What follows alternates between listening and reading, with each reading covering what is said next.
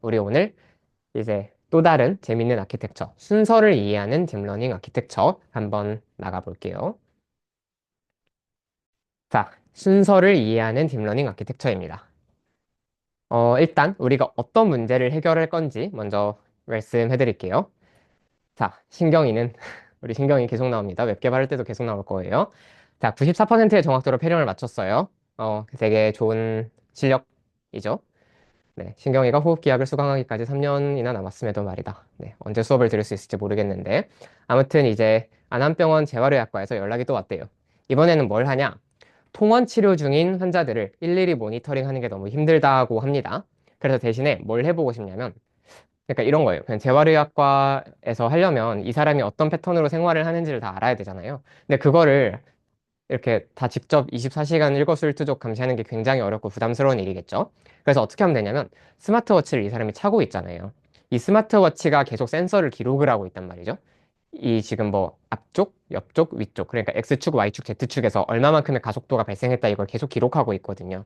그래서 요거를 활용해 가지고 이 환자가 지금 뭘 하고 있는지 그냥 쉬고 있는지 아니면 뭐 걷고 있는지 뛰고 있는지 계단을 올라가거나 내려가고 있는지 이런 운동 상태를 분류해 보고 싶다라는 거예요. 문제 상황이 이해가 되시나요? 네. 자, 딥러닝 마지막 과제입니다. 생성형 이전에. 네. 생성형은 우리가 딥러닝으로 전통적으로 치진 않으니까. 자, 그래서 어떤 데이터를 쓸 건지 우리가 보여드릴 건데요. 노션에 올라와 있는 저 labels.mpy, sequence.mpy 이렇게 두 가지 네, 다운을 받아주셔도 좋은데 만약에 본인이 일단은 딥러닝 직접 노트북에서 돌릴 생각이 없다라고 하시면 그냥 화면 따라와 주시면 되고 직접 돌려보고 싶다 하시면 저 노션에 있는 파일 두 개 다운 받아주시면 됩니다. 네. 어,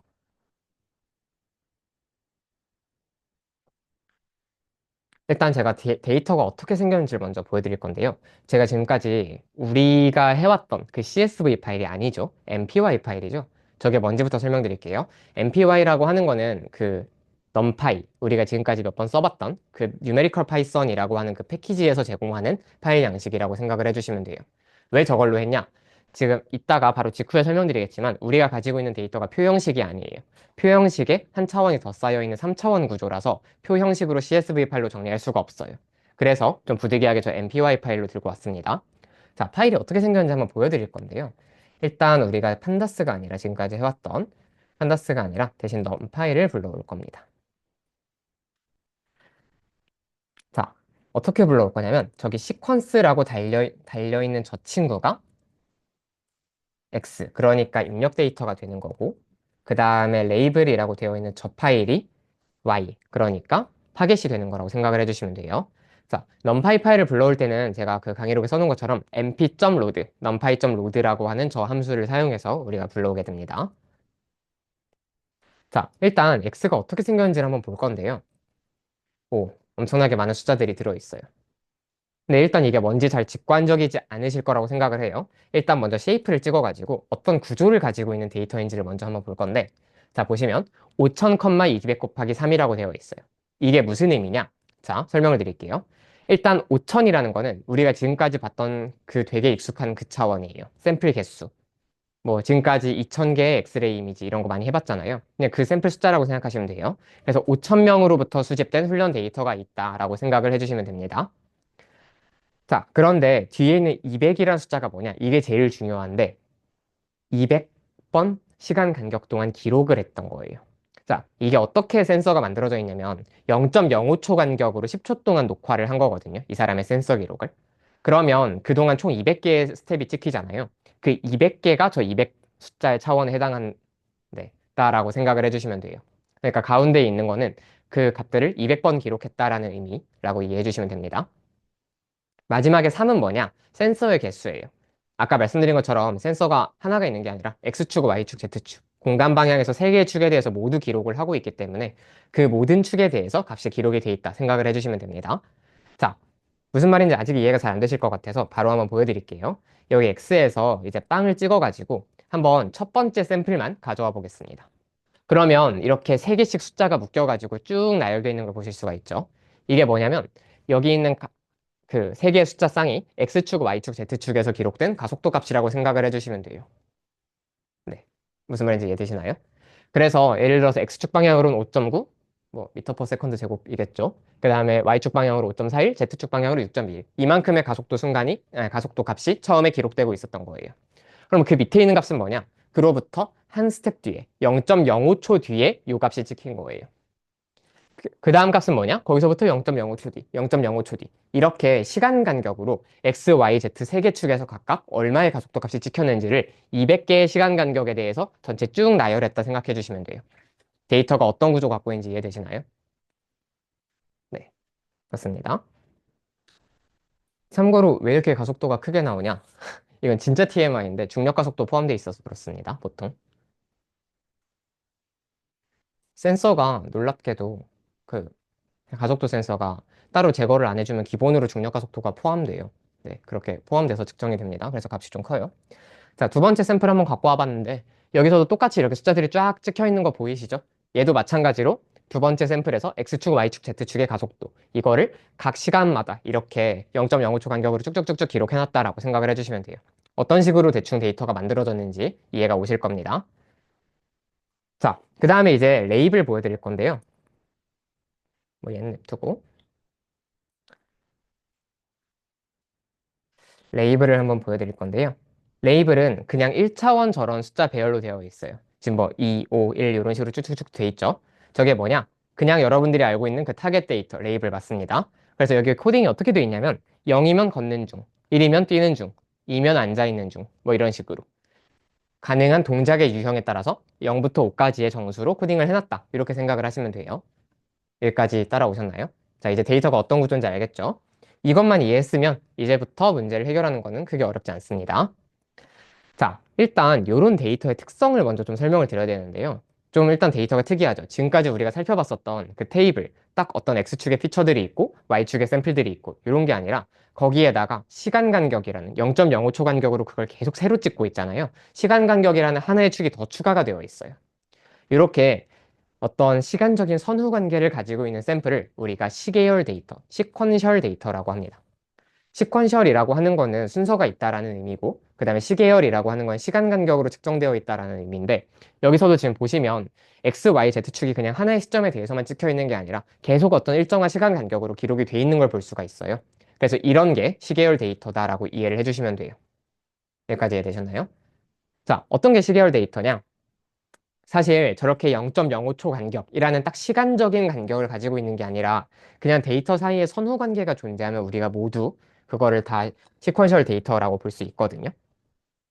그래서 선후 관계가 있는 게 예를 들어서 어떤 것들이 있느냐? 여기 제가 예시를 몇 가지 써놨는데 뭐 지금 이런 것도 당연히 되겠지만 주가 변동, 요즘 많은 분들이 고생하고 계시는 주가 변동 같은 경우에도 보면 어쨌든 앞에 있는 값에 의존을 해서 그 다음 값이 결정이 되죠. 계속 올라가는 상승세라는 게 있고 계속 떨어지는 하락세라는 게 있고 뭐 아무도 예측할 수 없는 엉망도 있겠죠. 이런 것도 사실 시계열 데이터다. 염기서열도 시계열 데이터예요. 여러분들 DNA에서 이렇게 GATC 쫙 찍혀 있잖아요. 그 염기서열 같은 경우에도 사실 앞에 있는 거에 따라서 의존적으로 그 다음 게 결정이 될 수 있기 때문에 예를 들어서 뭐 시작 뭐였죠? 게시코돈 뭐였는지는 기억이 안 나는데 아무튼 그러면 막 뭐 세 개가 연속으로 나와야 되고 막 이런 거 있잖아요. 그렇게 연속성 그러니까 시간적인 선후 관계가 있다라는 거예요. 음악의 진행도 마찬가지입니다. 그래서 실제로 오늘 배울 그런 알고리즘을 활용하면 음악 같은 것도 학습시킬 수가 있어요. 음악에서도 어차피 패턴이 있잖아요. 예를 들어서 뭐 세 마디마다 무슨 음이 나와야 된다. 네 박자마다 무슨 뭐 도를 누른다. 이런 식으로 패턴이 있기 때문에 그런 것도 다시 계열 데이터에 들어갑니다. 마지막으로 여기가 제일 큰 파트인데 언어적인 문장들. 사실 말을 할 때는 항상 앞에 있는 단어의 맥락에 의존해서 다음 단어가 결정이 되죠. 제가 여기서 갑자기 뜬금없이 막 산에 가고 싶다 이런 말 하면 되게 이상하잖아요. 여기선 수업을 해야지. 그렇기 때문에 이렇게 시간적인 선후 관계가 있다는 거예요. 이렇게 약간 지금까지 우리가 봤던 데이터, 예를 들어서 블러드 테스트 같은 거 생각해 보면 그냥 한 환자의 혈압, 뭐 혈당 이런 것들을 그냥 갖고 있었던 것 뿐이잖아요. 이런 거는 시간적인 선후 관계가 전혀 없고 완전히 독립적인데 값들이 지금 우리가 다룰 데이터는 시간적으로 서로 선후 관계가 있다는 거예요. 꼭 시간적으로라고 생각을 하지 않으셔도 돼요. 그냥 선후 관계, 연관 관계가 있다라고 이해를 해주시면 됩니다. 네, 이해되시죠? 참고로 시계열 데이터를 다룰 때는 보통 언어 데이터를 쓰는 게 가장 일반적이기는 한데요. 근데 네. 언어 데이터라는 게 워낙 복잡하잖아요. 어차피 사실 우리가 말할 때 되게 변칙성도 많고 다양성도 높고 그렇잖아요. 그래서 이걸 어떻게 처리할 거냐에 대한 방법론을 우리가 자연어 처리, NLP, 내추럴 랭귀지 프로세싱이라고 해요. 사람이 하는 그 자연스러운 언어를 컴퓨터로 이해해낸다. 근데 이게 보통 쉬운 일이 아니거든요. 단어를 뭐 숫자로 바꾸기도 하고 벡터로 바꾸기도 하고 뭐 단어 사이의 연관관계를 어떻게 조율하기도 하고 되게 다양한 방법론들이 있어요. 그래서 사실 그걸 다 가르치면 브레인앱 전체 수업만큼의 분량이 또 필요합니다. 네. 그러니까 NLP, 저는 자연어, 그러니까 텍스트 데이터를 다루는 대신에 우리가 지금 하고 있는 이런 거 센서 같이 조금 더 직관적인 값을 이용해 보는 게 더 좋겠다라고 생각을 해서 예를 들고 왔습니다. 이따가 공지드리겠지만 만약에 중간 프로젝트 때 여러분들이 우리 수업에서 안 다룬 데이터 유형, 예를 들어서 텍스트, 음성 이런 걸 써보고 싶으시다. 그럼 저한테 얘기를 해주시면 제가 드릴 수 있는 최선의 도움을 드리겠습니다. 자, 이제부터 아키텍처 얘기를 해볼 건데요. 이제 우리가 시계열 데이터가 뭔지까지 알았잖아요. 그럼 이걸 어떻게 처리하고 학습시킬 것인가에 대한 얘기를 한번 해봐야겠죠. 지금까지 우리가 봤었던 걸 생각을 해보면 일반적인 MLP 구조, 그러니까 일반적인 그 딥러닝 구조에서는 퍼셉트론이라고 하는 친구가 제일 분류의 핵심적인 역할을 했었죠.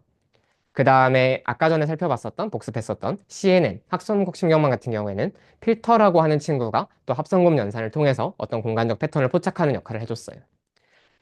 이런 시계열 데이터를 처리할 때는 어떤 친구가 필요하냐면 유닛이라고 하는 친구가 있습니다. 사실 뭐 퍼셉트론이라고 해도 되는데 그냥 유닛이라고 불러요. 자, 이 유닛이라는 게 뭐가 중요하냐 이걸 잠깐 설명을 드려보자면 시계열 데이터에서는 아까 전에 모든 값들이 서로 선후관계로 연결되어 있다라고 말씀을 드렸죠. 여기서 이 앞에 값이 한 1점 몇 정도가 됐으니까 다음 값도 1점 몇 정도가 되는 거지. 얘네들이 서로 독립적으로 존재하는 게 아니잖아요. 그리고 얘네들이 시간 순서대로 쭉 이렇게 나열되는 과정에서 이렇게 숫자가 올라갔다가 내려갔다가 다시 올라갔다가 하는 일종의 패턴이 생겨요. 이 패턴이 우리가 훈련시키고자 하는 가장 핵심적인 특징이죠. 자, 그럼 여기서 중요한 게 뭐냐? 각 피처들이 독립적이지 않다는 거예요. 그러니까 각각의 축 내에서 지금 있는 데이터는 이전 시점의 데이터라는 어떤 맥락 위에서, 컨텍스트 위에서 결정이 되는 거지, 얘만, 얘 따로 이렇게 존재하는 게 아니라는 거죠. 그러면 어떻게 해야 되냐면, 이후에 있는 데이터, 0.05초 뒤에 이 데이터를 처리할 때, 그 0.05초 전에 이 데이터를 고려해서 처리해야 돼요. 무슨 말인지 알겠어요? 얘네 둘을 따로 떼어서 처리를 하면 안 되고 반드시 전에 있는 거를 고려해서 처리해야 된다라는 이야기입니다. 자, 그러면 결론이 뭐냐? 데이터가 그냥 0.05초, 맨 처음 시점의 데이터가 그냥 처리되고 빠져나가 버리면 안 돼요. 걔가 다시 데이터의 입력으로 들어가서 일종의 맥락으로서 작용을 해야 됩니다. 이게 좀 핵심적인 개념인데 이해가 되시나요? 네. 그래서 이렇게 우리가 다시 새롭게 들어가 가지고 영향을 미치는 거를 우리가 피드백 루프라고 불러요. 그러니까 말 그대로 하나의 고리가 만들어진다는 거죠. 데이터가 다시 들어가는. 네. 그래서 이렇게 계속 데이터를 순환시키면서 일종의 맥락을 유지할 수 있도록 하는 구조를 우리가 유닛이라고 부릅니다. 여기까지 따라오셨나요? 자, 이 유닛이 어떤 식으로 동작하는지 한번 말씀을 드릴게요. 그래서 용어를 하나만 정의하고 넘어갈 건데, 제가 지금까지는 뭐 0.05초 간격, 0.1초 뒤 이런 식으로 설명을 드렸잖아요. 이걸 우리가 요 유닛을 다룰 때는 타임 스텝이라는 단어로 부릅니다. 말 그대로 시간 간격이죠. 타임 스텝. 그래서 타임 스텝 0번, 1번, 2번, 3번, 4번, 5번, 199번까지 총 200개가 있으니까. 이렇게 200개의 타임 스텝을 우리가 연속해서 맥락으로 처리한다가 지금부터 우리의 목표인 거예요. 자, 그러면 실제로 유닛은 어떻게 동작을 해야 되냐? 들어보세요. 첫 번째 타임 스텝, 그러니까 시작 시점에 데이터가 들어갔을 때 어떻게 되느냐? 그냥 이전에 고려할 맥락이 없죠? 이게 제일 처음 주어지는 정보니까. 그러면 그냥 얘를 처리를 해요. 처리한다는 건 뭐냐? 딥러닝에선 항상 똑같아요. 가중치를 곱하고 편향을 더하고. 그냥 그대로 처리를 해가지고 그냥 그 값을 내보내버립니다. 자, 근데 여기까지는 일반적인 딥러닝이랑 똑같죠? 근데 그 다음 두 번째 타임 스텝에서 무슨 일이 일어나느냐? 그러면 0.05초 뒤에 타임 스텝 2의 데이터가 들어올 거예요. 근데 아까 전에 제가 이전에 출력되었던 맥락을 고려해야 된다라고 그랬죠. 그래서 그 타임 스텝 1에서 나갔었던 그 출력을 다시 끌고 와가지고 걔네 둘을 같이 계산을 합니다. 걔네 둘에다 각각 가중치를 곱하고 각각 편향을 더하고 그 다음에 출력을 해요. 그러면 이 두 번째 타임 스텝에서는 무슨 일이 일어나느냐? 이전에 들어갔었던 정보도 고려를 하고, 그 다음에 지금 일어난 정보도 고려를 하고, 그러니까 지금 일어난 일과 이전의 맥락을 함께 고려해서 판단을 할 수가 있게 되겠죠. 이해되셨나요? 네, 이게 좀 중요한 내용이라서 혹시 이해 안 되시면 꼭 질문해 주시고. 그러면 그 다음에 세 번째 타임 스텝으로 가면 어떻게 되느냐? 아까 전에 1, 2번 시점의 내용을 모두 고려를 해가지고 출력이 한번 일어났죠. 걔를 다시 끌고 와서 세 번째 타임 스텝의 실제 입력과 같이 판단을 합니다. 마찬가지로 각각의 또 가중치를 곱하고 편향을 더해서 출력을 해요. 그럼 얘는 세 번째 타임 스텝에서 나간 거지만 이미 두 번째 타임 스텝에서 나간 걸 고려를 했기 때문에 얘에 대한 정보도 어느 정도 섞여 있겠죠. 그 다음에 타임 스텝 두 번째에서 연산을 했을 때 첫 번째 타임 스텝도 고려를 했잖아요. 그러니까 또 간접적으로 타임 스텝 첫 번째 것도 고려를 어느 정도는 고려가 되겠죠. 이런 식으로 타임 스텝이 계속 쌓여가지만 어쨌든 이전의 맥락이 아주 조금씩은 남아가지고 계속 영향을 미치고 있는 거예요. 이게 유닛이 작동하는 방식이라고 생각을 해주시면 되겠습니다.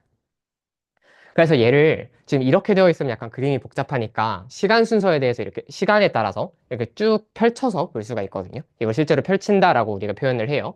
그럼 어떻게 되느냐? 맨 처음에는 그냥 x0, 입력, 여기 x가 다 입력이에요. 그냥 타임스텝 빵에서의 입력값, 1에서의 입력값, 2에서의 입력값, 얘네라고 생각하시면 되는데 맨 처음 타임스텝 빵에서의 입력값이 들어가가지고 그냥 자기 출력을 만들어내겠죠. 근데 이게 그러고 끝이 아니라 다음 타임스텝 때 타임스텝 1의 입력과 함께 같이 영향을 미치도록 들어간다는 거예요. 그래서 이 출력도 그냥 나가기도 하겠지만 또 다음 타임스텝에 또 영향을 주고 이 출력이 나가기도 하지만 다음 스텝에 또 영향을 주고 이런 식으로 계속해서 어떤 시간의 흐름 안에서 맥락이 유지되면서 작동을 한다라는 거예요. 좀 복잡하죠? 근데 이해는 되시나요? 네, 이해만 되시면 돼요. 네. 그래서 이제 각각의 타임 스텝에서 우리가 들어가는 실제로 그 순수한 우리가 가지고 있었던 바로 요 데이터 있잖아요. 예, 우리가 패턴을 학습시키도록 하는 요 데이터가 바로 여기 밑에 파란색으로 표시되어 있는 저 X 입력값이라고 생각을 하시면 되고요. 그럼 여기서 실제로 출력되거나 다음 스텝으로 전달되거나 이 두 가지 방향으로 이렇게 퍼져나가는 얘를 우리가 뭐라고 부르냐? 얘가 지금 이 안에서 계속 뱅글뱅글 돌면서 약간 갇혀 있잖아요. 그래서 우리가 숨겨져 있는 상태다라는 의미에서 은닉 상태라는 특별한 용어로 불러줍니다. 그냥 걔가 각 타임 스텝에서의 출력이랑 같은 말이다라고 생각을 해주시면 돼요. 네. 그래서 왜 H로 표시되는지 이해되시죠? 히든 스테이트니까 H로 표시가 되어 있는 거예요. 자, 그러면 이제 진짜로 얘를 아키텍처로는 어떻게 만드냐? 얘 하나가 그럼 어떤 역할을 할 수 있는지를 생각을 해보면 유닛이 할 수 있는 역할은 계속 데이터들이 입력되고 그 다음에 맥락을 안에서 형성하고 처리하고 하다 보면 시간 순서에 따른 어떤 패턴을 이 유닛 하나가 학습을 할 수 있어요. 마치 CNN에서 필터 하나가 어떤 공간적인 패턴을 학습했듯이 걔가 가로 축 찾기, 세로 축 찾기, 대각선 찾기 이런 어떤 공간적 패턴 학습을 수행을 했듯이 얘도 마찬가지로 상승세, 유지세, 하강세 이런 어떤 시계열적인 변화, 패턴을 익힐 수 있다는 거예요. 그럼 우리가 CNN 때도 그렇게 했었죠. 생각해보면. 그냥 하나만 이렇게 만들어 놓고 끝이 아니라 굉장히 여러 개의 필터를 만들어서 각기 다른 공간적 패턴을 찾아내도록 했어요. 마찬가지로 여기서도 뭘 할 수 있느냐? 굉장히 여러 개의 유닛들을 하나의 층에 깔아서 얘들을 각각 돌려요. 그럼 어떻게 되느냐? 얘들 각각이 서로 다른 패턴을 배울 수 있을 거예요. 예를 들어서 1번 유닛은 상승세만 찾아, 2번 유닛은 하강세만 찾아, 3번 유닛은 유지세만 찾아. 이런 식으로 각각 서로 다른 시계열적인 패턴을 찾아내는 도구로 어떤 피처 추출기로 작동을 할 수 있을 거예요.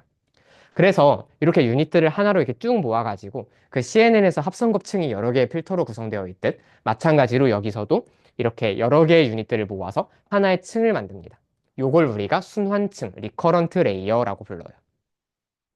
왜 리커런트라고 부르냐? 돌아가자. 데이터가 그냥 나갈 뿐만 아니라 안에서 순환하는 흐름이 또 있기 때문에 얘를 순환층이라고 부릅니다. 본과생분들 리커런트 들으면 딱 떠오르는 리커런트 레린지얼 널브가 있죠. 여기 목에서 나와서 우리 그 성대를 먹여 살리는 신경이 심장을 돌아서 이렇게 다시 올라가요. 그래서 이렇게 돌아가는 특이한 구조 때문에 리커런트라고 하거든요. 얘도 똑같죠. 이렇게 데이터가 그냥 쭉 나가는 게 아니라 다시 자기한테 혼자 돌아가니까. 그래서 순환이라고 이해를 해주시면 될 것 같아요. 그래서 이 순환층 전체는 무슨 일을 하느냐? 데이터 안에서 다양한 시계열적인 패턴들을 학습하는 역할을 한다. 다양한이 핵심입니다. 그래서 우리가 저런 합성곱층, 필터들로 이루어진 합성곱층을 하나 이상 갖고 있는 그런 아키텍처를 합성곱 신경망, 컨볼루셔널 뉴럴 네트워크, CNN이라고 불렀었습니다. 마찬가지로 이 순환층을 하나 이상 포함하고 있는 아키텍처를 우리가 리커런트 뉴럴 네트워크, RNN이라고 불러요. 그래서 이 기본적으로 유닛들을 하나의 층으로 묶어서 얘를 내부의 아키텍처 구조로서 가지고 있는 신경망 구조가 순환신경망, RNN이라고 생각을 하시면 돼요. 그래서 기본적인 원리는 똑같거든요. CNN의 핵심 아이디어가 이거였잖아요. 가로 패턴을 찾는 게 아니라 안에서 공간적인 패턴을 한번 전문적으로 추출을 하고 개로 분류를 하자. 이게 CNN의 핵심 아이디어였다면 RNN도 마찬가지예요. 데이터 안에서 먼저 시계열적인 패턴을 전문적으로 한번 찾고 그 다음에 거기서 분류를 수행하자. 이게 RNN의 핵심 아이디어라고 생각하시면 돼요. 그래서 우리가 CNN도 합성고 풀링을 몇 번 거친 다음에 완전 연결층 붙여가지고 실제로 분류를 해버렸었죠. 여기서도 똑같이 이렇게 순환층을 몇 개를 막 붙인 다음에 그 다음에 맨 마지막에 이렇게 완전 연결층을 붙여가지고 분류를 수행합니다. 얘네들이 내보낸 출력 값들이 있을 거잖아요. 걔들을 가지고 최종 분류를 하는 거예요. 네. 물론 RNN에도 그럼 CNN만큼 뭐 풀링이니 스트라이드니 패딩이니 하는 수많은 용어들이 있느냐? 아닙니다. RNN이 훨씬 더 구조적으로 간결해요. 이 슬라이드를 왜 넣었지? 자, 그래서 이제 실제로 그러면 궁금하실 테니까 유닛 안에서 어떻게 연산이 이루어지는지 제가 아까 가중치랑 편향을 다 계산을 한다 그랬는데 그게 실제로 어떻게 이루어지는지 조금만 구체적으로 설명을 드릴게요. 일단 아까 말씀드린 것처럼 사실 모든 신경망에서 가장 기본 연산은 항상 가중치를 곱하고 편향을 더한다입니다. 심지어 필터도 똑같죠. 각 위치 맞춰가지고 가중치 다 곱하고 마지막에 필터 하나 더하고 마지막에 편향 하나 더 하고 필터도 똑같이 작동을 했는데 유닛도 똑같아요. 자, 근데 문제가 하나 뭐가 있냐? 이 유닛이라는 애는 어떤 구조를 갖냐면 아까 전에 제가 설명드린 것처럼 이 펼친 그림 다시 한번 보면 그냥 하나의 유닛이 입력만 받고 끝이 아니라 이전 타임 스텝에서의 은닉 상태도 같이 입력으로 받죠. 그러니까 입력이 두 종류예요. 근데 얘네 둘은 서로 다른 의미를 갖거든요.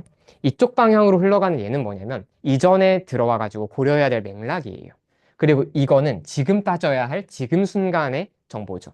그러니까 얘네 둘은 완전히 독립된 상태로 움직여야 되는 거예요. 그러면 결론이 뭐냐? 얘네 둘에는 서로 다른 가중치가 곱해져야 됩니다. 편향은 하나로 통일할 수 있겠죠. 어차피 마지막에 더해지는 숫자 하나일 뿐이니까.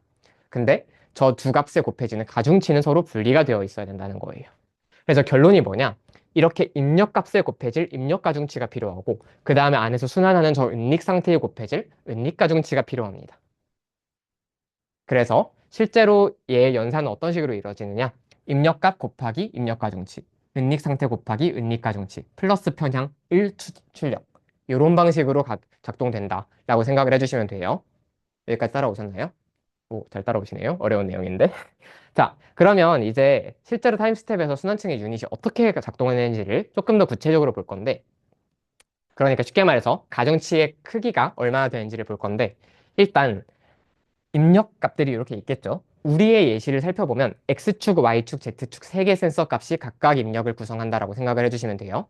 그 다음에 유닛은 뭐 몇 개가 있겠죠. 뭐 예를 들어서 한 그냥 10개라고 쳐봅시다. 대충. 그러면 이 사이는 마치 완전 연결층처럼 구성이 돼요. 그러니까 각각의 유닛들이 세 개의 XYZ 모든 입력을 각각의 유닛들이 다 받아요. 서로 완전히 연결되어 있는 상태죠.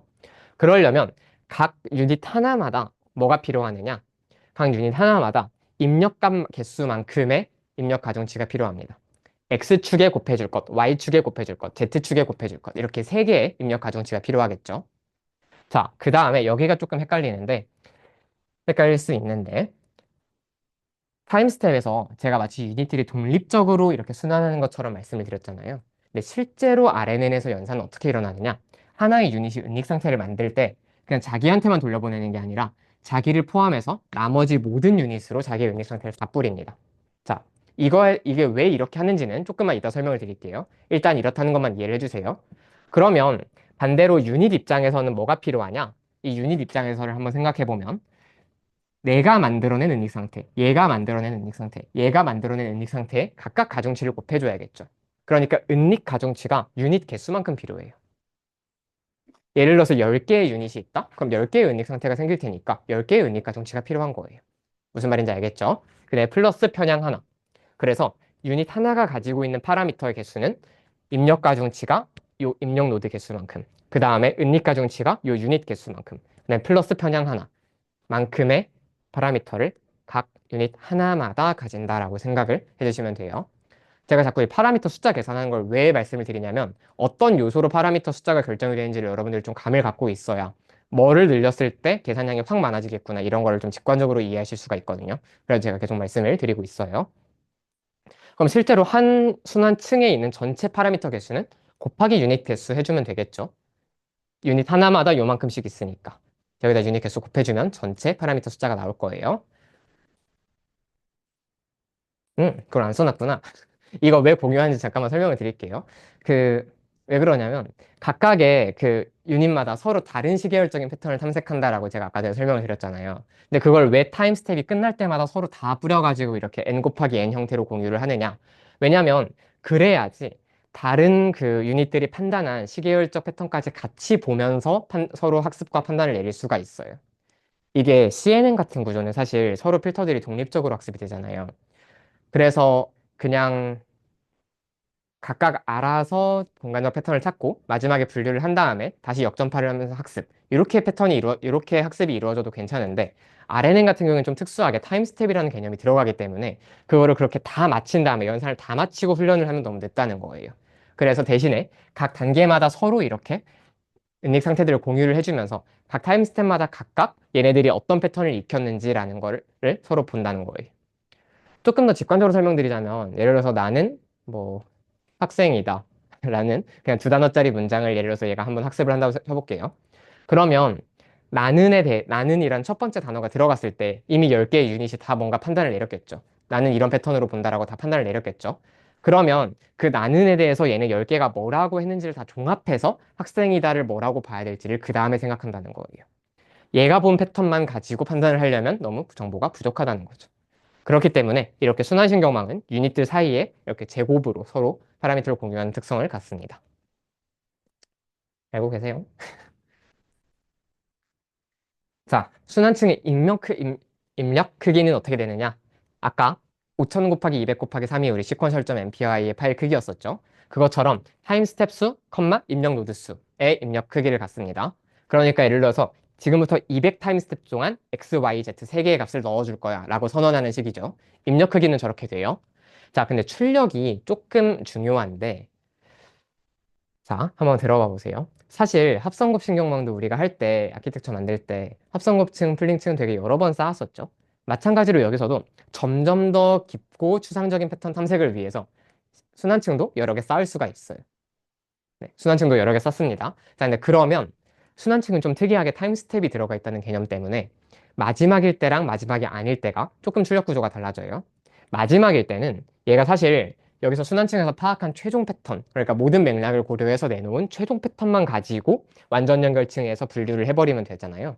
그래서 얘는 아까 전에 제가 설명은 모든 타임 스텝마다 출력이 나가고 순환하고 출력이 나가고 순환하고 이게 동시에 일어난다고 했지만 마지막 타임 스텝 직전까지는 나가는 건 다 무시합니다.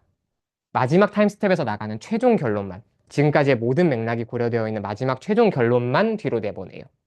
이게 마지막 아래 순환층에서 일어난 일입니다. 그럼 마지막이 아닌 나머지 모든 순환층에서 무슨 일이 일어나느냐? 예를 들어 세 층이 쌓여 있다. 1, 2번에서는 어떤 식으로 입출력 구조가 일어나느냐? 각 타임 스텝마다 계속 출력을 해요. 왜냐하면 그 다음에 있는 순환층이 또 있잖아요. 그 다음에 있는 순환층도 타임 스텝마다 입력을 받아야 될 거잖아요. 얘도 그래야 순환이 작동이 되겠죠. 그렇기 때문에 모든 타임 스텝마다 출력을 다 뽑아줍니다. 그래서 뭔 차이인지 이해가 되시나요? 조금 어려울 수 있는데 네. 마지막에 있는 애는 분류가 목적이기 때문에 마지막 타임 스텝에서만 출력을 하고 그게 아니라 나머지 층들의 경우에는 다음 순환층으로 전달이 목적이기 때문에 모든 타임 스텝마다 출력을 다 뽑아줘야 된다. 이 차이가 있다고 생각을 해주시면 돼요. 네, 그렇습니다. 그래서 예를 들어서 200,3으로 만약에 들어갔다. 여기 유닛이 예를 들어서 첫 번째 층에 10개가 있다고 쳐봅시다. 다음에 순환층이 또 있어요. 그러면 200개 타임스텝을 다 전달을 해줘야 되는 거예요. 그래서 200,10을 출력합니다. 근데 만약에 그 200,10을 받은 애가 또 예를 들어서 유닛이 10개가 있는데 이게 마지막 층이었다. 그럼 200개 타임스텝을 다 출력하는 대신 그냥 1,10으로 딱 마지막 타임스텝에 10개 유닛 출력값만 전달을 하는 거예요. 이런 식으로 좀 출력 구조가 특이하다라는 것만 이해를 해주시면 돼요. 그 다음에 우리 그 CNN 공부할 때 렐루라고 하는 좀 특별한 활성화 함수에 대해서 공부를 했었는데 네. 렐루라는 그걸 사용한 이유가 뭔가를 다시 생각을 해보자면 우리가 되게 CNN 구조가 복잡했었죠. 막 그 나중에 나온 것들을 살펴보면 막 몇백 층 쌓고 막 이랬었잖아요, 우리가. 그러다 보니까 이 시그모이드 최대 기울기 4분의 1짜리를 써버리면 기울기 소실 문제로 한 세네 층만 가도 바로 업데이트가 안 일어나는 문제가 생겨버린다? 이게 문제였어요. 그래서 우리가 RNN에서는 그럼 또 뭘 써주냐? RNN에서는 사실 여기 써 있는 것처럼 중요한 정보를 찾는 것보다도 CNN에서 렐루가 왜 좋았었냐면 걔는 그냥 포지티브면 무조건 기울기를 1로 전달하잖아요. 그렇기 때문에 중요한 정보는 딱 살리고 안 중요한 정보는 딱 꺾고 그냥 이게 되게 직관적으로 일어났었다는 거예요. 근데 RNN에서는 또 뭐가 중요하냐면 이게 맥락이잖아요. 그러니까 어느 시점에서는 지금부터는 이전까지의 맥락은 잊어도 돼라는 패턴을 학습해야 될 수도 있어요. 그러려면 뭘 해야 되냐면 이전의 맥락을 오히려 네거티브로 꺼버리는 음수값이 필요할 수도 있다는 거예요. 그렇기 때문에 여기 아래는 구조에서는 활성화 함수를 좀 특이하게 뭘 쓰느냐? 요 하이퍼탄젠트라고 하는 요 함수를 씁니다. 시그모이드랑 되게 똑같이 생겼죠? 근데 차이점이 딱 두 개가 뭐가 있냐? 첫 번째로 최대 기울기가 1입니다. 그렇기 때문에 기울기 소실 문제가 훨씬 약하게 생겨요. 그 다음에 또 두 번째 장점이 뭐가 있냐? 치역이 마이너스 1에서 1 사이 범위인 걸 볼 수가 있죠. 그렇기 때문에 네, 음수값도 나올 수가 있습니다. 그래서 오히려 그라디언트를 꺾어버리는 학습을 억제하는 그런 효과도 생길 수 있다. 그래서 맥락을 조금 더 효율적으로 학습할 수 있다. 생각해 주시면 되겠습니다. 뭐, 이해되시죠? MLP는 시그모이드, 전통적으로. 사실 요새 렐로도 많이 써요. CNN은 렐로, RNN은 하이퍼탄젠트. 이렇게 함수, 아키텍처마다 활성화 함수를 다르게 선택해 준다. 이게 좀 중요합니다. 정리해 볼게요. 네. 언니, 요게 무슨 그림인지 혹시 이해되시나요? 아까랑 사실 똑같은 그림인데, 이렇게 입력값이 들어가고 이전 타임 스텝 운입 상태가 들어가면 각각 WX, WH 각각 가중치 곱하고 편향 더해서 하이퍼 탄젠트죠. 센터에 있는 게 얘를 통과를 시킨다. 그래서 활성화 함수까지 적용을 한 다음에 이렇게 은닉 상태로 보내거나 아니면 이렇게 출력하거나 출력은 대신에 마지막 층이 아닐 때만 일어나는 거죠. 일반적인 타임 스텝에서는 그렇다고 설명을 드렸습니다. 네, 그래서 걔네들을 다 설명을 드렸고, 그래서 이제 좀 중요한 게 뭐냐? 어쨌든 맥락이라는 키워드를 계속 잡고 가시면 돼요. 지금 이게 대표적으로 What time is it? 물음표라는 5단어짜리 문장을 RNN이 해석하는 과정인데 이런 거예요. 새로운 단어가 들어올 때마다 얘가 예를 들어서 절반씩을 차지하는 가중치가 부여되어 있다고 생각을 해봐요. 그러면 새로운 단어가 들어올 때마다 나머지는 왼쪽으로 쭉 밀리고 절반으로 밀리고 얘가 계속 채워나가죠. 그치만 맨 마지막까지 가도 어쨌든 요 처음에 왓의 영향이 계속 남아있잖아요. 이런 식으로 어떤 맥락의 정보를 유지할 수 있다. 이게 RNN의 핵심 키워드다 생각해 주시면 되겠습니다. 자, 구현합시다. 케라스에서 그 우리 CNN 공부할 때는 플래튼 층도 있었고 컨브 2D 층도 있었고 맥스 플링 2D 층도 있었고 에버리지 플링 2D 층도 있었고 되게 다양한 층들이 갑자기 파바방 등장해가지고 좀 헷갈리셨을 텐데 RNN에서는 딱 하나만 심플 RNN이라고 하는 층만 있으면 모든 걸 다 구현을 할 수 있습니다. 그래서 우리 어떻게 구성할 건지 한번 설명을 좀 드려볼 텐데 네. 일단 입력 크기는 아까 설명드린 것처럼 200개 타임 스텝에 걸쳐서 3개의 값을 전달할 거다. 이렇게 지정해주면 된다고 말씀을 드렸었고요. 그 다음에 이제 순환층을 우리가 2개를 쌓을 거예요. 첫 번째 순환층은 유닛 32개.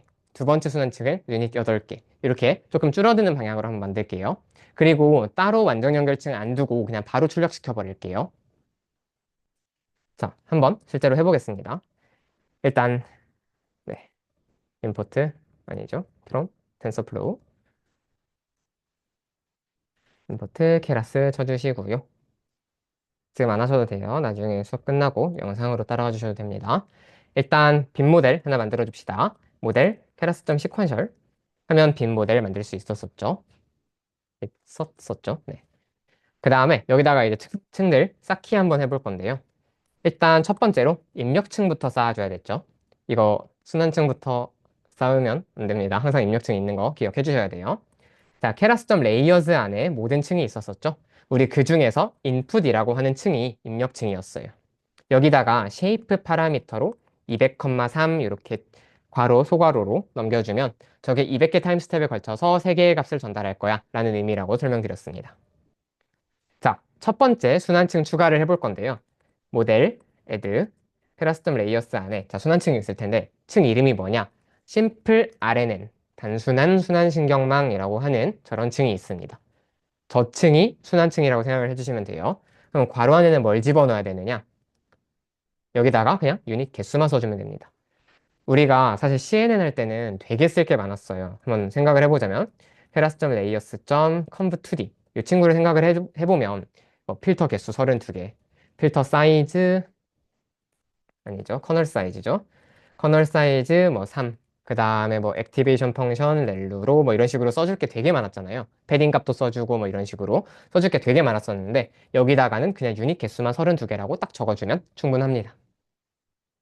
대신에 그럼 활성화 함수는 지정을 안 해줘도 되냐? 제가 아까 전에 RNA에서는 활성화 함수를 하이퍼 탄젠트를 쓴다고 했었죠. 그래서 액티베이션은 탄 H, 요게 하이퍼 탄젠트거든요. 하이퍼볼릭 탄젠트. 그래서 저렇게 지정을 해주면 되는데 심플 RNA는 기본 활성화 함수가 이미 저걸로 설정이 돼 있어요. 그래서 명시해줘도 좋지만 여러분들이 그냥 네, 뭐라 그러지? 생략하셔도 알아서 하이퍼 탄젠트가 적용이 된다라고 말씀을 드릴게요. 자, 그 다음에 두 번째 층을 한번 쌓아볼 건데 모델점 add keras.layers 심플 RNN 여기까지는 똑같죠? 두 번째 층엔 제가 아까 유닛 8개 쓸 거라고 말씀을 드렸습니다. 그러니까 가운데다 8 찍고 일단 배우는 과정이니까 활성화 함수 명시적으로 써줄게요. 이렇게 하면 됩니다. 그 다음에 마지막 우리 출력층 한번 만들어 볼까요? 모델 add.keras layers 출력층은 구조상 완전 영역층이랑 똑같기 때문에 그냥 똑같이 댄스를 쓴다라고 설명을 드렸습니다. 자, 여기 안에다가는 우리 퍼셉트론 개수 써줬죠. 자, 지금 우리 이진분류인가요? 다중분류인가요? 다중이에요. 아까 레이블 몇 개였는지 혹시 기억나시나요? 6개 있었어요. 뭐 기억 못하셔도 당연히 좋고. 네. 다시 돌아가 보자면, 네, 0부터 5까지. 걷는 중, 뛰는 중, 앉아있는 중, 서 있는 중, 계단 올라가기, 내려가기. 이렇게 6가지 행동을 우리가 구분을 했었거든요. 그러면 당연히 다중분류 문제이기 때문에 퍼셉트론도 6개가 필요할 거예요. 하나가 아니죠. 이진분류였으면 1 쓰면 되지만 다중분류니까 6개 써줘야겠죠. 액티베이션은 뭘 써야 될까요? 자, 똑같이 다중분류입니다. 자, 활성함수 여기는 뭘 써야 될까요? 맞아요. 이진분류면 우리가 항상 퍼셉트론 하나에 활성함수 시그모이드 이게 국룰이었잖아요. 다중분류면 그 클래스 개수만큼 퍼셉트론 만들고 활성함수 소프트맥스로 써주셔야 됩니다. 소프트맥스 기억나시죠? 전부 다 각각 확률값 구한 다음에 2에다가 지수 해줘가지고 전체 다 합으로 나눠가지고 이렇게 비율 구하는 그런 함수가 소프트맥스였죠. 그래서 지금까지 우리가 이 구조를 다 만든 건데 제가 한 가지 설명 안 드린 게 있어요, 아직. 뭐가 있냐면 사실 얘네 둘을 이렇게 그냥 냅두면 이 케라스가 알아서 훈련 돌릴 때 제가 아까 그 설명 드렸잖아요. 마지막 순환층은 한 타임 스텝만 출력하고 나머지 모든 순환층은 모든 타임 스텝을 내놔야 된다라는 설명을 드렸는데 그걸 얘가 알아서 못합니다. 그래서 우리가 지정을 해줘야 돼요. 어떻게 지정을 하느냐? 자, 첫 번째 층에다가는 return sequences 저게 모든 시간 그 흐름을 다 반환할 거냐라는 그런 옵셔널 파라미터거든요. 저거를 true로 해줘요. 그러면 모든 타임 스텝을 다 출력하겠죠. 그러니까 200,32가 튀어나올 거예요. 근데 두 번째 층은 저순환층이 마지막이잖아요. 저기서는 return sequences를 false로 해줍니다. 그러면 모든 타임 스텝의 결과를 다 반환하는 게 아니라 마지막 타임 스텝의 결과만 딱 반환을 하게 돼요. 그래서 항상 순환신경망을 쌓을 때는 첫 번째, 두 번째 이렇게 나머지 모든 층은 다 시퀀스에서 true를 해주고 네, 마지막 층에다가 false를 해주고 요거를 명시적으로 좀 구분을 해주시는 걸 추천을 드릴게요. 그래야지 타임 스텝 계산이 정확하게 됩니다. 입출력 구조가. 그래서 제가 여기다가 써놨죠? return sequences true, false 이렇게 해주면 된다. 네, 그렇습니다. 참고로 기본값은 false예요. 마지막 층에다가 생략해 주셔도 되긴 하는데 저는 그냥 명시해 주시는 걸 추천을 드려요. 헷갈리니까.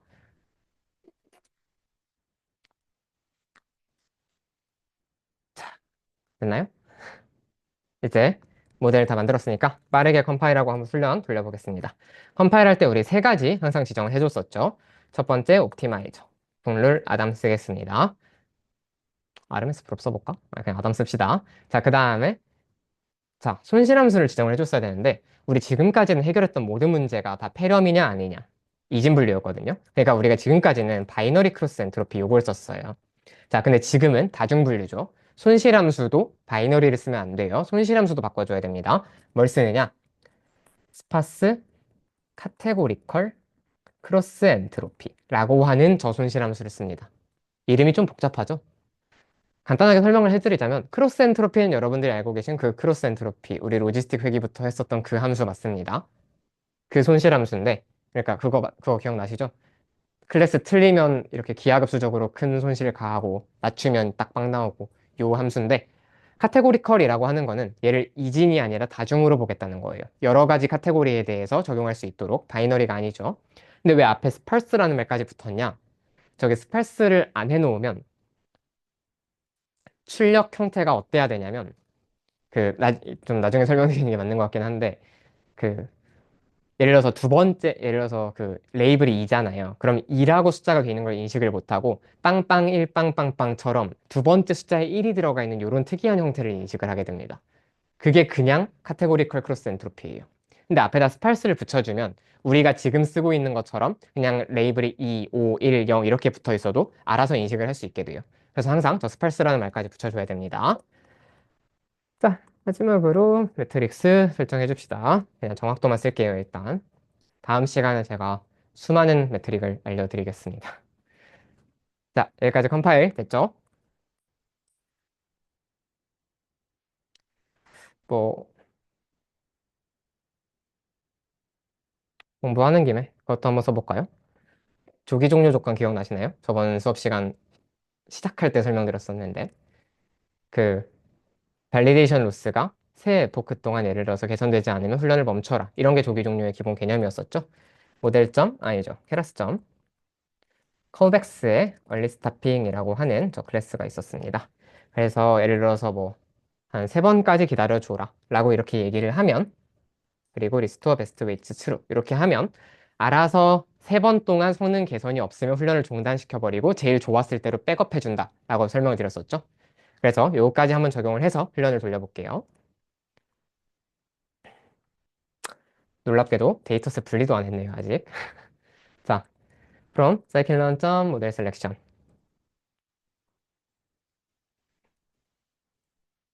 트레인 테스트 스플릿 불러올 거고요. 자, 여기는 우리 좀 많이 했었던 부분이니까 빠르게 좀 진행을 해볼게요. X랑 Y는 아까 만들었던 거 기억나시죠? X가 입력 데이터, Y가 타깃 데이터. 일단 음,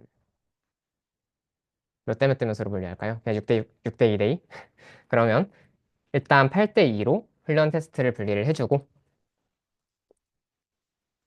그 다음에 그 트레인 셋 안에서 다시 3대 1로 검증 세트를 분리를 해줍시다. 이렇게 하면 됐죠? 저는 실제로 그 뭐냐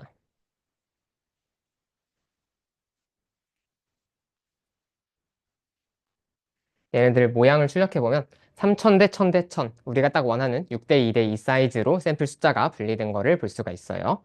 자, 이제 세트 분리까지 됐다. 여러분들이 코드를 열심히 치고 계신 것 같으니 잠깐만 기다리겠습니다. 네, 키보드 소리가 작아졌으니까 다시 시작을 해볼게요. 자, 훈련할 때 X트레인, Y트레인 넣으면 기본적으로 입력 타겟 지정하는 거였었고요. 우리 조기 종료 조건 도입해놨으니까 에포크 수 그냥 속편하게 한 50 좀 크게 잡아봅시다. 그 다음에 콜백스에다가 아까 전에 만들었었던 저 얼리라고 하는 조기 종료 친구 넘겨주고요. 그 다음에 마지막으로 우리 밸리데이션 데이터로 뭘 검증 기준으로 삼을 것인지 X 밸리드랑 Y 밸리드 한번 넘겨줘 봅시다. 하고 네? 아, 뭐 잘못함? 아, 컴플라이 이러고 있네, 컴파일. 응? 또 왜? 아, 오케이. 네, 여기에 오타가 있었어요. 처음부터 쭉 다시 한번 돌려봅시다. 그러면 이제 훈련이 정상적으로 돌아가는 모습을 볼 수가 있어요. 참고로 어큐러시가 왜 이렇게 낮지 싶을 텐데 다중분류입니다. 클래스가 6개예요. 그러니까 6개 중에 하나로 찍으면 랜덤으로 찍는 모델이었다고 가정을 했을 때 정확도가 17%가 나와야 그 수학적인 거죠. 확률적으로 맞는 거죠. 근데 지금 대충 한 70 몇 프로까지 정확도가 올라가고 있으니까 굉장히 잘 맞추는 모델이 나오고 있구나라고 생각을 해주시면 되겠습니다. 네. 16의 포크에서 종료가 됐는데 정말 놀랍게도 제가 핏을 리절트에다 저장을 안 해놨었네요. 검증 곡선 그려보기 위해서 다시 저장을 좀 해보겠습니다. 제가 팁을 들었었죠. 훈련되고 있을 때 다음 코드를 쓰고 있으면 좋다. 히스토리는 판다스 데이터 프레임 리절트 점 히스토리 이렇게 하면 역대 왜 이렇게 빨리 종료됐지? 아 추가 학습돼서 그렇구나.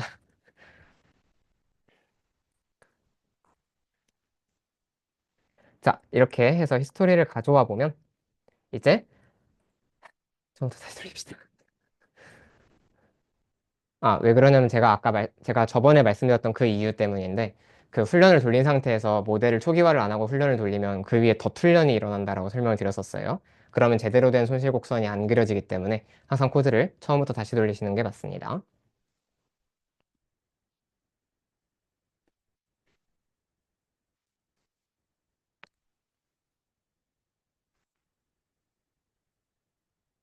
언제까지 되나요? 저도 몰라요. 네. 자, 이제 제대로 히스토리가 그려진 걸 볼 수가 있는데 한번 여기서 손실 곡선 한번 그려볼게요. 히스토리에서 컬럼으로 로스랑 밸리데이션 로스 요거 두 개 가져와 가지고 플롯점 선 그래프를 한번 그려봅시다. 색깔은 네, 손실은 언제나 그렇듯 신경화폐 공식 컬러로 그 다음에 네, 검증 반대가 되는 게 반대가 되는 게 맞죠? 네, FF8000 이렇게 해가지고 한번 쭉 그려볼게요. 이렇게 손실 곡선이 그려지는 모습을 볼 수가 있습니다. 뭐 대충 여기서부터 이제 과적합 일어나가지고 밸리데이션 로스가 튕기기 시작하니까 여기서 조기 종료로 끊어버린 걸 볼 수가 있겠죠. 세 에포크 동안 기다리라고 했으니까 실제로 최적 성능이 나온 건 여기 15 에포크 때일 거예요. 이거를 우리가 볼 수가 있습니다. 실제 성능도 한번 평가를 해볼게요. 이제 모델 훈련이 됐으니까 점 이벨리웨이트 해가지고 X 테스트, Y 테스트 한번 넘겨보면 네, 대충 손실이 한 0.68, 그 다음에 정확도가 한 79.6% 정도 나오는 거 볼 수 있습니다. 6개 중에 하나 찍는 문제에서 80% 정도면 꽤 우수한 성능이라는 거를 알 수가 있죠. 자, 여기까지 따라오셨나요? RNN은 어떤 식으로 구축하는지 보여드렸어요. 자, 근데 이제 딥러닝 전체에서 가장 마지막 내용인데 이 RNN은 뭐 여러분들이 지금까지 보셨으면 느꼈겠지만 좀 이슈가 있습니다. 이걸 우리가 장기 의존성 문제라고 하는데요. 일단 예를 보면 그래도 뭔가 직관적이기는 하죠. 그 점점 원래 있던 정보가 줄어들면서 새로운 정보가 차지하는 비중이 점점 커진다. 근데 맥락이 유지가 뭔가 제대로 안 되는 것 같은 느낌이 들지 않나요?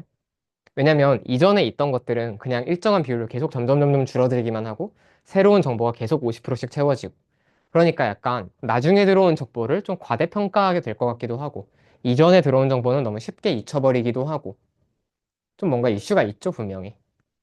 이게 지금 5 타임스텝만 돼도 이런데 타임스텝 수가 100개, 200개 우리 지금 200개짜리 하고 있잖아요. 그게 아니라 만약에 언어 데이터로 넘어가면 수천 개, 수만 개까지도 책 한 권 읽힌다고 생각해 보세요. 그럼 굉장히 맥락이 금방 끊겨버릴 거예요.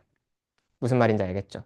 그래서 네, 요거를 우리가 장기 의존성 문제라고 합니다. 그러니까 장기적으로 의존성이 없다라는 거예요. 그래서 이걸 롱텀 디펜던시 프로블럼이라고 하고 결론은 뭐냐? 이 정보의 맥락을 RNN이 오랫동안 유지하지 못한다. 라는 게 결론이에요. 무슨 문제가 있는지 이해가 되시죠? 자, 그런 측면에서 이 RNN을 뭐라고 부르기도 하느냐? 여기 써놓은 것처럼 쇼텀 메모리, 그러니까 단기 메모리, 기억이 되긴 하는데 금방 잊어버린다. 너무 기억이 짧다라는 의미에서 단기 메모리라고 부르기도 합니다. 이해가 되시죠? 그리고 사실 제가 여기다가 뭐라고 쫑알쫑알을 좀 많이 써놨는데 이게 실제로는 더 중요한 문제긴 하거든요. 이제 좀 직관적으로 이해하기 쉬운 건 뭐냐면 이렇게 뒤로 갈수록 앞에 있는 정보가 빠르게 잊혀지고 뒤에 있는 정보들이 과대평가된다. 이건데 이게 역전파 과정에서 똑같이 일어나요. 실제로 역전파 계산을 해보시면 똑같이 일어나거든요. 이 과정이. 그럼 어떻게 되느냐? 마찬가지로 뒤쪽에 있는 정보들은 점점 더 강조하는 방식으로 학습이 이루어지고 앞쪽에 있는 정보들은 업데이트가 제대로 이루어지지 않고 이런 문제가 생긴다는 거예요. 그래서 타임 스텝 수가 조금만 길어져도 조금이라는 건 수십 수백 정도 얘기하는 거예요. 조금만 길어져도 이 아래는 금방 맥락을 까먹어버리고 성능이 확 떨어지기 시작합니다. 이해되시죠? 그래서 이 장기 의존성 문제를 빠르게 한번 해결을 해볼게요. 자, 장기 의존성 문제를 해결하기 위해서 그림 보세요. 엄청나게 복잡하죠? 그렇지만 새로운 아키텍처가 나왔습니다. 얘가 유닛이에요. 얘도 똑같이 유닛인데 이제 얘는 뭐냐면 메모리를 훨씬 더 오래 유지할 수 있는 새로운 구조의 유닛이라고 생각을 해주시면 돼요. 얘를 우리가 장단기 메모리. 좀 표현이 웃기죠? 단기인데 긴 거예요. 그러니까 네, 롱 쇼텀 메모리. 그래서 우리가 LSTM이라고 불러요. 이 구조를. 뭐냐면 RNN이 가지고 있었던 그 맥락을 상실해버리는 그 장기 의존성 문제를 해결한 새로운 아키텍처다라고 생각을 해주시면 될 것 같아요. 자, 일단 얘가 어떻게 접근을 했는지부터 잠깐만 설명을 드리자면 기존의 RNN의 문제를 다시 생각해보면 그냥 이 그림에 모든 게 다 나와 있거든요. 기존에 있는 정보를 그대로 맥락으로 유지를 하면서 그 흐름 속에 계속 정보를 새로 집어넣고 있죠. 그러니까 새로 들어오는 정보가 당연히 계속 쌓이고 그거에 따라서 맥락은 금방금방 쫓겨날 거예요. 원래 있었던 맥락은. 요게 RNN의 문제였잖아요. 그래서 LSTM은 이걸 어떻게 해결을 하느냐? 기억이라는 흐름은 따로 분리를 해서 아예 혼자서 절대로 그 바깥 입출력이랑 직접 맞닿지 않게 이 기억이라는 흐름 하나를 독립적으로 유지를 하고 그 다음에 입출력의 흐름은 또 걔랑 분리해서 유지를 하고 그 사이의 정보는 아주 세밀하게 왔다 갔다 하고 이런 식으로 구조 설계가 되어 있습니다. 무슨 말이냐면 지금 새롭게 왓타임, 예를 들어서 왓이라는 게 저장돼 있을 때 타임이라는 정보가 들어와도 얘를 그냥 여기다가 50%로 그대로 똑같이 집어넣어 버리는 게 아니라 왓이라는 맥락은 아예 독립적으로 유지를 하고 있으면서 야, 타임이라는 정보가 새로 들어왔는데 지금 이걸 받아들이는 게 맞을까? 무시할까? 기존에 있는 왓을 까먹어 버릴까? 이런 식으로 되게 다양한 고민을 한다는 거예요. 그래서 이 타임이라는 정보를 받는 흐름과 왓이라는 기억을 유지하는 흐름을 아예 격리시켜버리고 이 사이를 굉장히 세밀하게 정보를 컨트롤하는 방식으로 이 메모리를 유지를 해준다라는 겁니다. 네, 이거를 LSTM이라고 해요. 그래서 뭐 간단하게 작동 원리를 간단하지 않아요. 이게 진짜 복잡한데 구조가. 그래서 최대한 간단하게 설명을 드리자면 방금 설명드린 요 기억의 흐름, 요 맥락의 흐름을 우리가 셀 상태라고 불러요. 그리고 입출력되는 거는 RNA에서랑 똑같이 은닉 상태라고 부릅니다. 그러니까 똑같이 다음 은닉 상태를 새로운 그 다음 뭐지? 이전 은닉 상태를 다음 타임 스텝에 입력으로 넣고 뭐 이런 거 다 똑같은데 은닉 상태가 입력이면서 동시에 출력이 되고 이거 다 똑같은데 셀 상태라는 새로운 정보의 흐름 하나가 더 생겼다라고만 이해를 해주시면 돼요. 자, 그 다음에 어떻게 작동을 하느냐? 일단 그 기억이 메모리가 유지가 되고 있잖아요. 이 셀 상태가 들어왔으면 여기다가 0부터 1 사이에 어떤 실수 하나를 곱해요. 만약에 0이 곱해지면 무슨 말이냐면 이전의 기억을 완전히 까먹어 버린다는 거겠죠. 반대로 1이 곱해지면 무슨 얘기냐? 이 기억을 100% 보존하겠다는 거죠. 이렇게 이전에 갖고 왔었던 그 맥락을 잊을지 보존할지를 결정을 합니다. 0에서 1 사이의 숫자를 곱해서. 자, 그 다음에 뭘 하냐? 마치 그 셀 상태 후보를 만드는데 이게 무슨 말이냐면 그 원래 RNA 작동하던 방식을 다시 한번 생각을 해보자면 입력과 그 다음에 이전 타임 스텝의 은닉 상태 얘네 두 개에다가 각각 가중치를 곱해가지고 그걸 그냥 출력해버렸죠. 이게 RNN이었죠. 근데 그게 아니라 그걸로 일단은 약간 은닉 상태가 될 수 있을 것 같은 마찬가지로 비슷하게 가중치 곱하고 편향 구하고 그 다음에 하이퍼 탄젠트 통과시켜가지고 마찬가지로 은닉 상태가 될 수 있는 후보를 만들어 놓은 다음에 얘를 그대로 출력해버리는 게 아니라 셀 상태에다가 얼마나 반영할지를 마찬가지로 결정을 해줘요. 이게 무슨 과정이냐면 쉽게 말하자면 이런 거예요. 타임이라는 새로운 정보가 들어왔는데 지금까지의 맥락을 고려했을 때 이 타임이라는 정보를 여기 그 기억의 흐름에다가 집어넣는 게 맞을까? 아니면 그냥 무시해버리는 게 맞을까? 요거를 결정하는 단계라고 생각을 해주시면 돼요. 자, 그 다음에 실제 출력은 어떻게 하냐?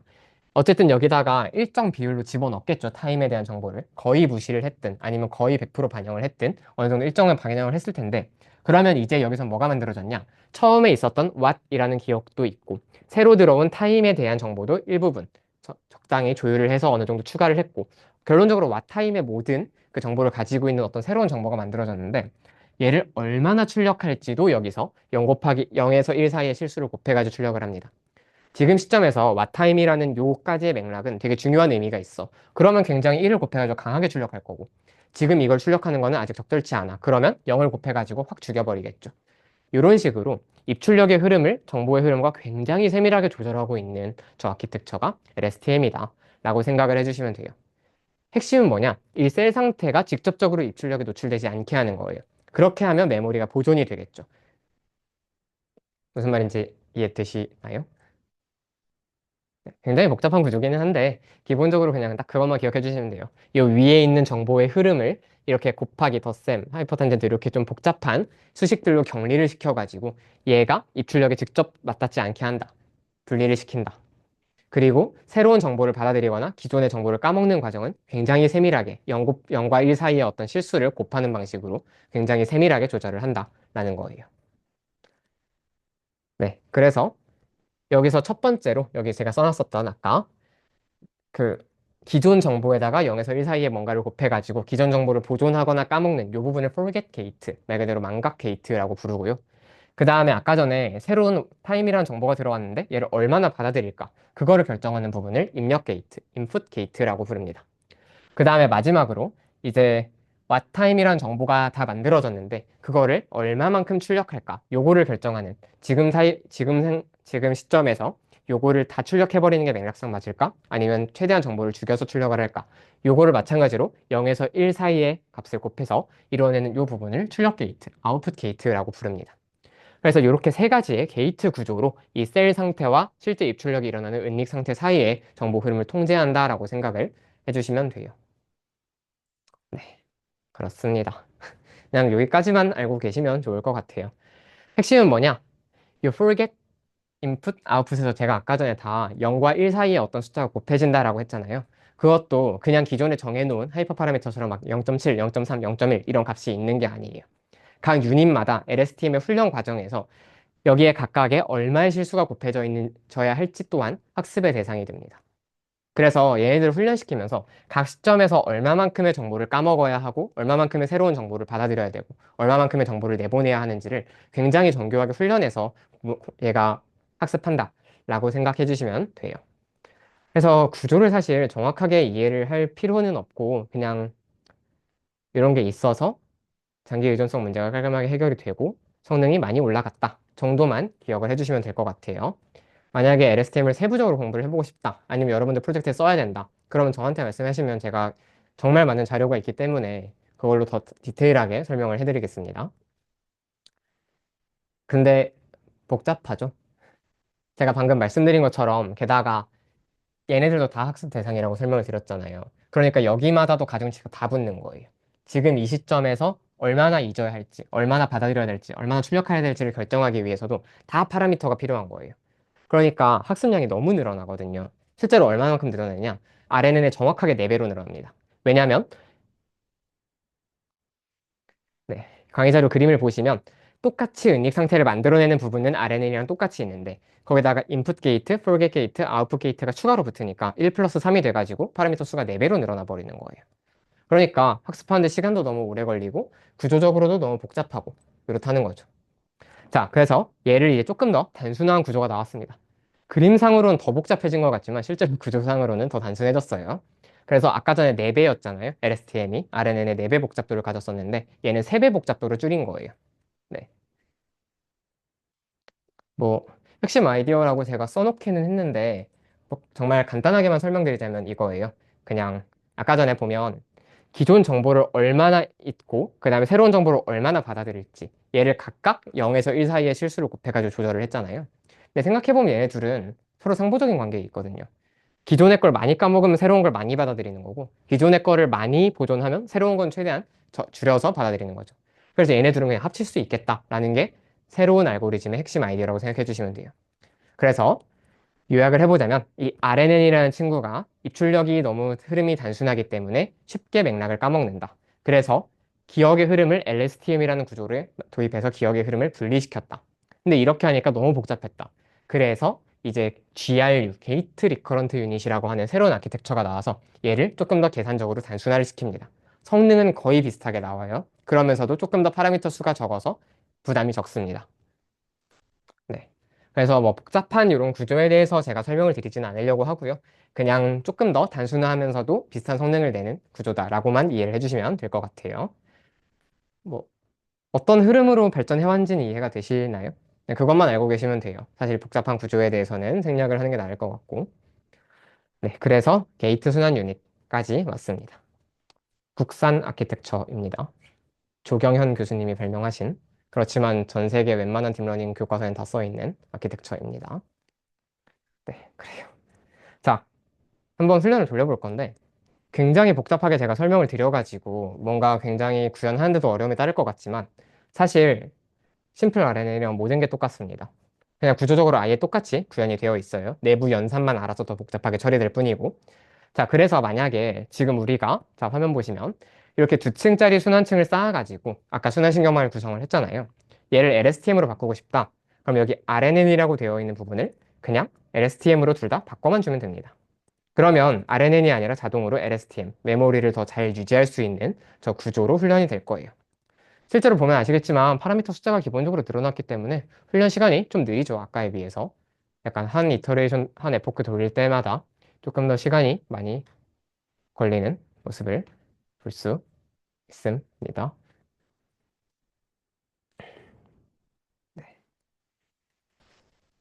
그래서 이게 실제로 훈련이 끝나면 네, 한 5분 걸릴 것 같아가지고 그냥 제가 집에서 미리 돌려보고 가져왔거든요, 결과를. 그냥 그것만 한번 먼저 공유를 드릴게요. 일단 파라미터 숫자부터 보시면 순환신경망이 한 1500개, 장단기 메모리가 한 6000개, 게이트 순환 유시 한 4600개. 대충 1대 4대 3 정도의 비율이 나와요. 그래서 네, LSTM이 성능상으로는 보통은 제일 우수한데 GRU가 조금 더 효율적이다 라고 일단 이런 관계를 좀 생각을 해주시면 될 것 같고요. 실제로 테스트를 해봤을 때 기준으로는 좀 특이하게 GRU가 성능이 더 좋았어요. 그러니까 얘가 효율적이면서도 성능까지 더 좋았던 셈이죠. 근데 그거는 데이터마다 차이가 있을 수 있는 거니까 일단 기본적인 컨셉 자체는 LSTM이 조금 더 복잡한 대신 성능이 높고 GRU가 조금 더 효율적인 대신 성능이 약간 부족하다 정도로만 이해를 해주셔도 괜찮을 것 같아요. 네. 참고로 성능이 좀 아쉽다고 느껴질 수도 있겠지만 아까 말씀드린 것처럼 이거 6중 분류 문제입니다. 그러니까 찍어야 17%인데 94%면 굉장히 학습이 잘 되어 있다라는 거를 알 수가 있겠죠. 끝. 자, 특별한 데이터를 위한 딥러닝 아키텍처 정리해 보겠습니다. LSTM 때문에 좀 머리가 어지러우실 텐데 다시 한 번만 정리를 해보자면 일단 핵심은 이거예요. CNN도 RNN도 둘 다 먼저 특징을 추출하고 그 다음에 분류 문제를 해결하자는 이 두 단계 접근법에 기반을 하고 있습니다. 그래서 CNN 같은 경우에는 이제 합성곰 연산과 필터라는 개념을 통해서 우리가 공간적 패턴 추출을 했었고요. 네, 다양한 용어들이 있었고, 뭐 아키텍처 어떻게 썼는지 등등 다 보여드렸고요. 자, 그 다음에 RNN 같은 경우도 비슷한데 얘는 시계열적 패턴을 학습을 먼저 하는 게 목표니까 순환층, 아까 유닛이라는 새로운 개념을 배웠어요. 이거 어떻게 하느냐? 타임스텝마다 얘를 그냥 출력만 하는 게 아니라 다음 입력으로 새롭게 집어넣으면서 계속 이 안에서 정보가 돌게 하면서 맥락을 유지한다 라고 설명을 드렸어요. 그래서 네, 이 RNN 자체는 어떤 시계열 데이터, 아까 말씀드렸던 이런 순차성이 있는 모든 데이터, 심지어 텍스트라던가 아니면 뭐 음악 이런 데이터에서도 강점을 다 보입니다. 근데 이제 이 RNN 자체는 어쨌든 입출력 구조가 너무 단순해가지고 약간 이런 구조잖아요. 이렇게 새로운 정보가 들어갔으면 그냥 밀어내고 밀어내고 밀어내고 이렇게 점점 점점 맥락이 작아지는 좀 너무 단순한 구조기 때문에 이제 정보의 흐름을 분리한 LSTM이라는 새로운 아키텍처가 나왔다. 근데 이렇게 하니까 너무 복잡해가지고 한 75% 정도로 파라미터 수를 줄인 GRU라는 새로운 구조도 나왔다.